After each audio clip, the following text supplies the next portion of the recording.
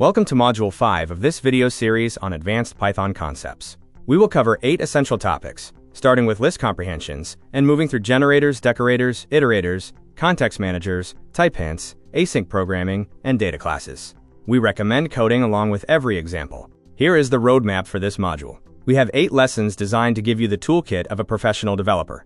Each lesson includes worked examples, a mini project, and key takeaways to ensure you can apply these advanced concepts effectively in your own code. Let's begin with Lesson 1, List Comprehensions. This is a short, powerful way to build lists in a single, readable line, effectively replacing the multi-line loops you might be more familiar with. So what is a list comprehension? It allows you to create lists in Python more concisely. Instead of writing a multi-line loop to populate a list, you can do it in one clean line. It essentially acts as a compact way of writing a loop that builds a list. Here is the basic syntax for a list comprehension. A new list equals, in square brackets, an expression for an item in an iterable. You can think of it as reading from right to left. First, determine the iterable, then identify the item, and finally apply your expression. Comparing a normal loop to a comprehension shows they produce identical output. A comprehension is simply a more concise way to represent the same logic. Choosing between them often comes down to which one is easier for your team to read. You can also use comprehensions to generate ranges or perform arithmetic transformations. By using range within the comprehension or applying math directly in the expression, you can generate lists of data with very little code. You can also add conditions to your comprehensions by placing an if statement at the end. This acts as a filter. Only the items that meet your condition are included in the resulting list. Here are some common patterns you will encounter: filtering lists, transforming string data, and converting data types. These 3 use cases are what make list comprehensions so popular in everyday Python development. Nested list comprehensions are possible but should be used carefully. They work like nested loops, where the first for clause acts as the outer loop. They are great for building coordinate pairs, but they can quickly become hard to read. When should you use them? Use them when you want clean, readable code and are building a simple list. Avoid them if the logic becomes too complex. If you find a normal loop is easier to read, definitely use the loop instead. For our first project, we are filtering student scores. This exercise demonstrates the difference between filtering with an if statement and using conditional expressions to assign a pass or fail label to every item. Now it is your turn to practice. Try these 4 exercises to build lists using ranges, filters, and basic transformations. Taking the time to write these yourself is the best way to become comfortable with the syntax. To wrap up this first lesson, remember the key takeaways. List comprehensions create lists efficiently, replace standard build loops, support filtering with conditions, can be nested, and ultimately make your Python code more idiomatic. Up next is Lesson 2, where we will explore generators. We will learn how they produce values one at a time, using the yield keyword, which is a powerful technique for memory-efficient programming. Welcome to Lesson 2, Generators. A generator is a special function that produces values one at a time instead of all at once. Unlike a standard function that uses return, generators use yield to pause and resume execution, which is a powerful mental model to master. Why do generators matter? They are ideal when dealing with large datasets or streaming data. By generating values on demand, they avoid storing everything in memory at once, which is a crucial advantage for memory-light programs and high-performance applications. When Python reaches a yield statement, it returns the current value and pauses the function in place. It remembers exactly where it stopped, and when called again, it resumes execution from that point, allowing for complex state management. The next function is used to pull values from a generator one by one. If you call it when no more values are available, Python raises a stop iteration exception, which is simply a standard signal that the generator is exhausted. Generators are most often used with for loops. By placing a while loop inside a generator, you can create a continuous source of data. The loop will automatically handle the calls to the generator, pulling one value per iteration. Generator expressions provide a clean, shorthand way to define generators, similar to list comprehensions.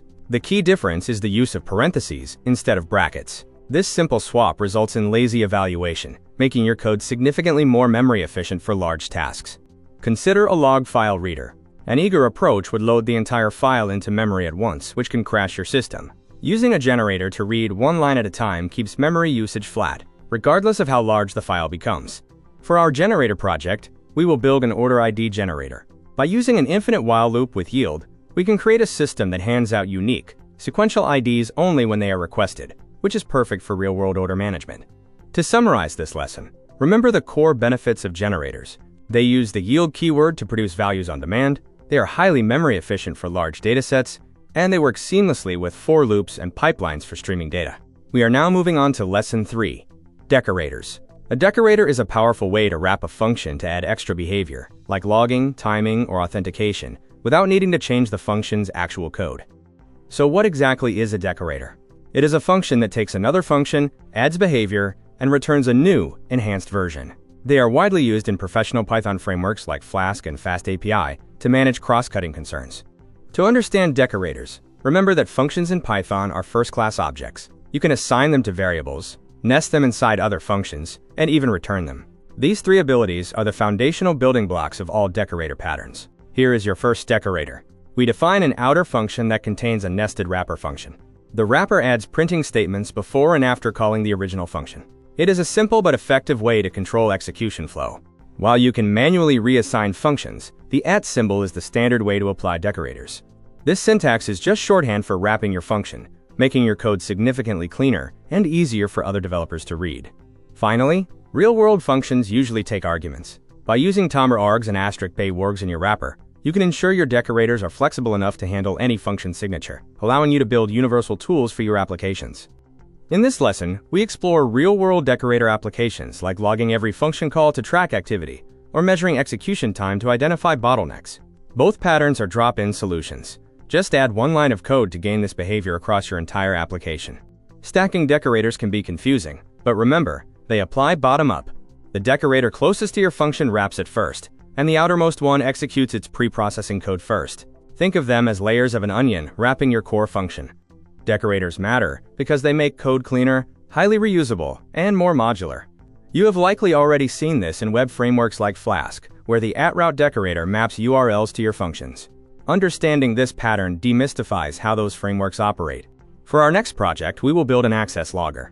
This decorator will automatically track whenever specific functions are accessed. It is a fantastic example of how to implement security or audit systems without modifying the underlying business logic of your code. To summarize this lesson, functions are first-class objects, a decorator is just a function that extends another, the @ syntax is clean shorthand, always use *args and *quargs for flexibility, and decorators are key to writing modular, maintainable code.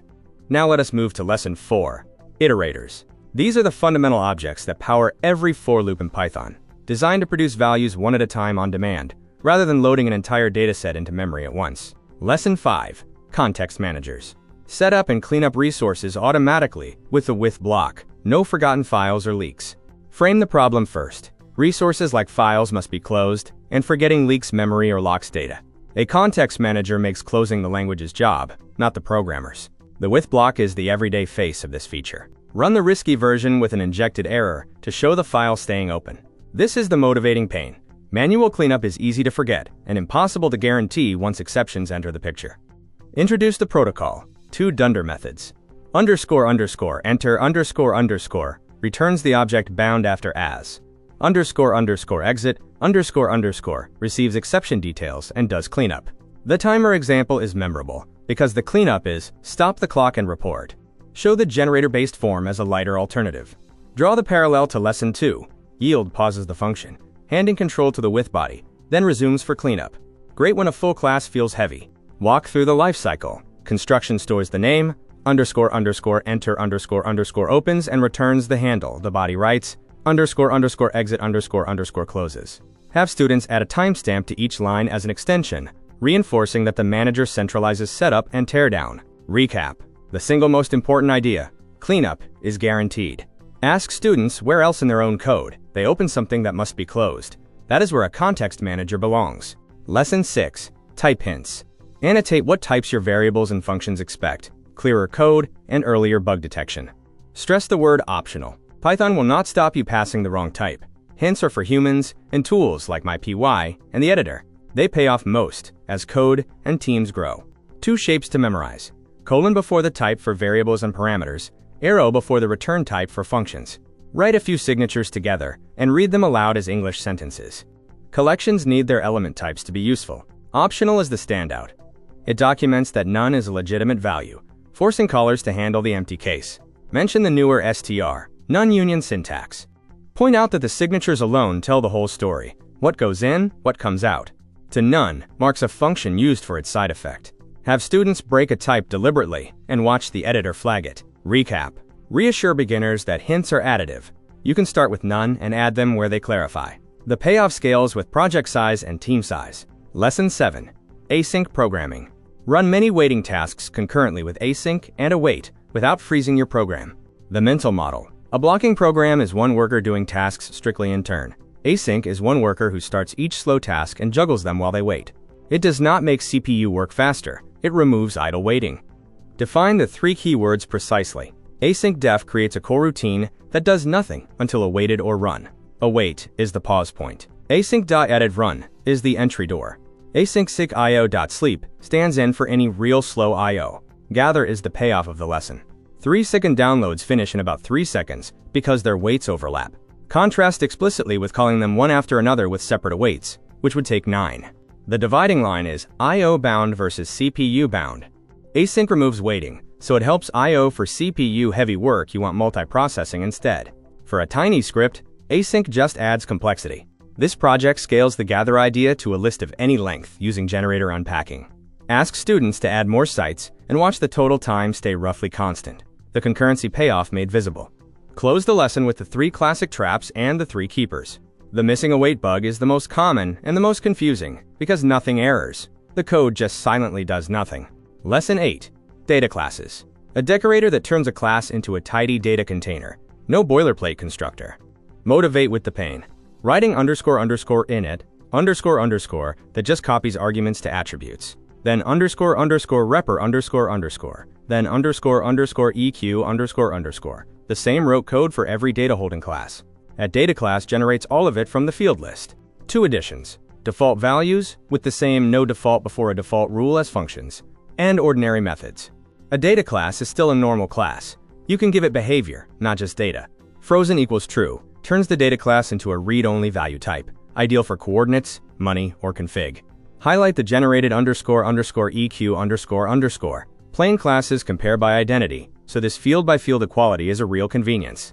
This comparison answers the why not just a dict question. Dicts are flexible but unstructured. Data classes give you a named, typed, auto-completed record. The typo example lands the point hard. This project composes data classes. An order holds a list of items. The total method iterates that list, a natural blend of Lesson 1's comprehension and this lesson's data modeling. Have students add a customer field. Recap. The headline. Less code, same power. Data classes are now the default way to write a data holding class in modern Python. Lesson 9. Advanced data classes. Field. Validation, JSON, and ordering, the tools that make data classes production ready. This is the single most common data class gotcha. A bare mutable default is shared across all instances, a classic Python trap. Default _factory calls the factory, list, dict, etc., fresh for each new object. Demonstrate the shared list bug live.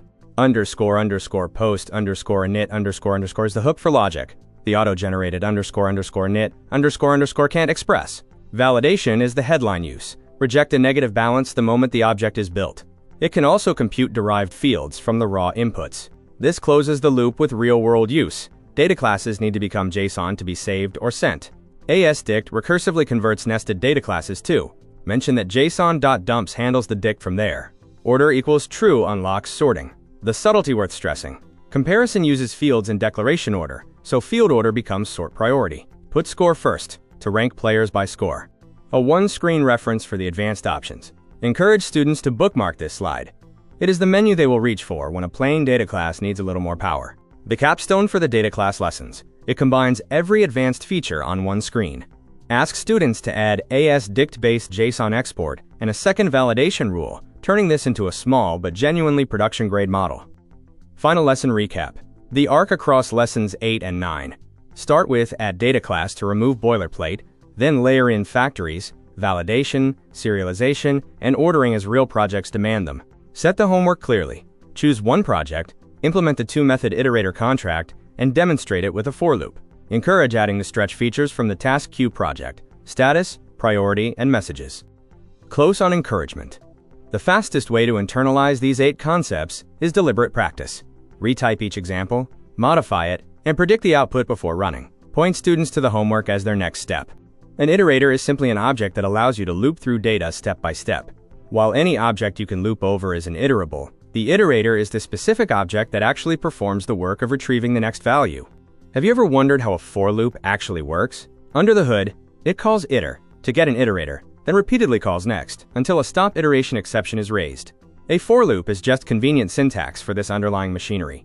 To build a custom iterator, you must implement two specific methods in your class, dunderIter and dunderNext. The dunderIter method returns the iterator object itself, while dunderNext handles the logic for retrieving the next value or signaling the end via stop iteration. You are likely already using built-in iterators like range, enumerate, and zip in your daily code. These tools are standard for a reason. They make tasks like counting sequences, indexing items, or walking through parallel lists much more idiomatic and efficient. Iterators shine in real-world scenarios like order processing, where you might need to handle huge volumes of data sequentially. By processing one order at a time using an iterator, your application remains memory efficient, regardless of the size of your input set. For our next practice task, try writing an even numbers iterator. You will need to implement the dunderNext logic to yield only even integers up to a set limit. Watch out for the stop iteration condition to prevent an infinite loop. Our final project for this lesson is a task queue processor. You will use a custom iterator to manage and output tasks from a queue one by one. This is a perfect opportunity to see how iterators maintain state internally while providing a clean interface. To recap Lesson 4, iterables are loopable. Iterators do the work of yielding items. Iter and next are the primary control functions. Stop iteration signals completion, and for loops automate this process entirely. These are the tools that make Python's data processing so powerful.